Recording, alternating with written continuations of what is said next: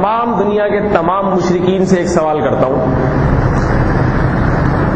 کہ اگر اللہ نے اپنے پیغمبروں کو بھی اختیارات دیے ہوئے ہیں، بعض لوگ کہتے ہیں اللہ نے پیغمبروں کو کچھ اختیارات دیے ہوئے ہیں، خوش ہو کے اللہ نے کچھ اختیار، اللہ تو کہہ رہے ہیں میں نے اپنے اختیارات کسی کو نہیں دیے، اپنے اختیارات اپنے پاس ہی رکھے۔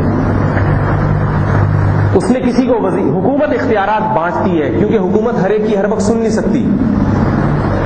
صدر ہوگا تو کچھ اختیارات وزیر اعظم کو دے گا، کچھ گورنر کو دے گا، گورنر پھر اختیارات محلے کے ناظم کو، کونسلر کو، ایسے تقسیم ہوتے ہیں نا، کہ وہ ہر ایک پر نظر رکھ نہیں سکتا، اس کو ہر ایک کی ہر سن نہیں سکتا، اس کو اختیارات بانٹنے پڑتے ہیں۔ اللہ فرماتے ہیں میں ہر وقت ہر ایک کی سنتا ہوں۔ وما من دابۃ الا علی اللہ رزقها، پتھر کے اندر اگر کیڑا ہے تو میرے ذمے ہے اس کو رزق پہنچانا، اس کی میں سنوں گا۔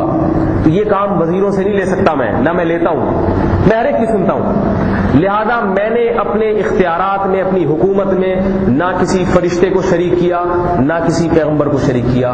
مختار کل، تمام کے تمام اختیارات میں نے کس کے پاس رکھے ہیں؟ اپنے پاس، کسی کو کوئی اختیار نہیں دیا اللہ نے۔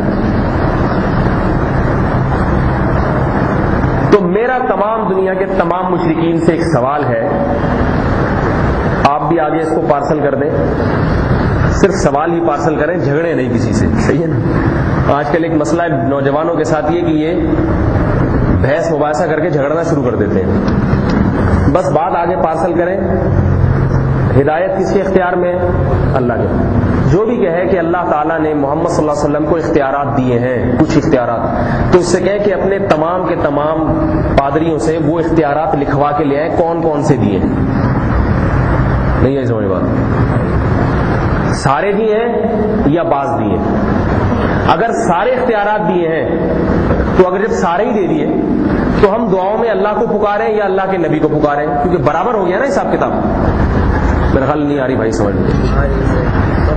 بھائی اگر سارے دے دیے تو میں اگر سارا دن بیٹھ کے اللہ کے رسول سے دعائیں مانگتا رہتا ہوں، مجھے اولاد دے دیں، مجھے یہ کر دیں، مجھے یہ میری ایک اور شادی کرا دیں، یا کوئی بھی بات میں اللہ تعالیٰ سے مانگتا ہوں، اللہ کے نبی سے مانگتا ہوں، ساری زندگی اللہ کے سے نبی سے مانگتا ہوں، اور دلیل یہ دیتا ہوں کہ جب اللہ نے سارے اختیارات نبی کو دے دیے ہیں تو میں اگر ساری چیزیں نبی سے مانگوں گا تو کیا اس میں؟ تو ایک اللہ سے کبھی دعا مانگتا ہی نہیں، پھر جو قرآن میں اللہ سے دعائیں مانگنے کا ذکر ہے اس کا مطلب کیا ہے؟ اگر سارے اختیارات دیے، اور اگر سارے نہیں دیے، اکثر مشرکین یہ کہتے ہیں کہ سارے اختیار نہیں دیے، کچھ اختیارات دیے، تو وہ کچھ کون کون سے ہیں اس کی تفصیل ایک پیپر پہ بولو بھائی لکھ کے دے دیں، نمبر لگا کے، اولاد دینے کا، بارش برسانے کا، تو وہ قیامت آ جائے گی، مگر بیچارہ صحیح ہے۔ میں کسی فرقوں پہ رد کرنے کی میری عادت نہیں ہے، لیکن میرے بھائی یہ تو توحید تو ہمارا بنیادی مسئلہ ہے یا نہیں؟ لا الہ الا اللہ کا مطلب ہی اللہ کے سوا کوئی معبود نہیں ہے۔ اگر اس میں ہی ہم اختلافات شروع کر دیں گے، دیکھو نماز پڑھنے کے طریقوں میں اختلافات، کوئی ایسی بات نہیں ہے، یوں پڑھ لی یوں پڑھ تو لی نا، بہرحال اللہ کے سامنے وضو کر کے جھک گیا، جیسے جس طرح سے بھی ہاتھ اٹھائے کانوں تک نہیں اٹھائے، کوئی اس سے فرق نہیں پڑتا۔ کیا خیال ہے؟ یہ اختلافات چھوٹے موٹے چلتا ہے، اور بھی چھوٹے موٹے اختلافات مسلمانوں میں رہتے ہی ہیں، کوئی پرابلم کی بات۔